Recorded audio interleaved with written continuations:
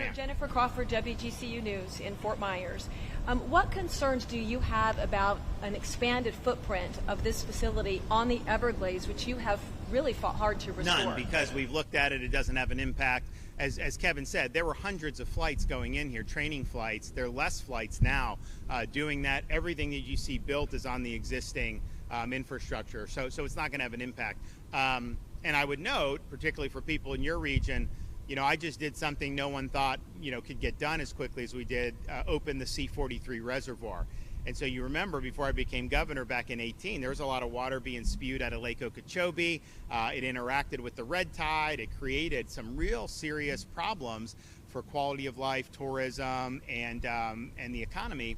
And now we've got a massive reservoir that can store that water, clean it. It can send to Southwest Florida in the dry season when they want it.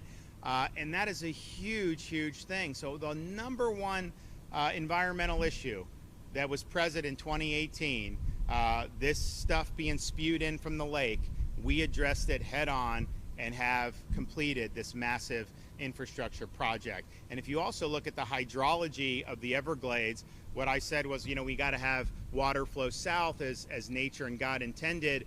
And the amount of water flowing south compared to when I became governor, dramatic increase. This thing, you know, I looked into, should we buy it and then, like, you know, grow over it? Would that, but it doesn't really do a lot to increase the hydrology. Like, that money could be spent much better doing the stuff that we're doing. So there's not going to be an impact here. But even if this wasn't here, like if I had to pay money to mothball it, I think that money would probably be better off doing the pump stations like we're doing at the EAA reservoir that the Army Corps has given us responsibility over. So that's going to be bid on and procured. We're going to move forward with that. So all those things I think are very important, but this has been huge success that we have had with Everglades restoration. We're continuing the momentum. This delegation of authority that we announced down in Marco Island last week, huge deal for the state of Florida. They were looking at the federal share being done 2034. Now it's going to be done 5 years earlier because the state is being given resources to be able to go forward and do this. And so it's been a huge cornerstone of what we've done. The progress is undeniable. This is not, you know, anything that's impacting. In fact, there are less flights as a result of what we're doing than there were before that. Okay. All the waste, what happens with all the... They truck it out. Yeah. There's no sewer or any. They just truck the waste out. They bring in potable water and they do it. So, you know, look, that's more expensive to do.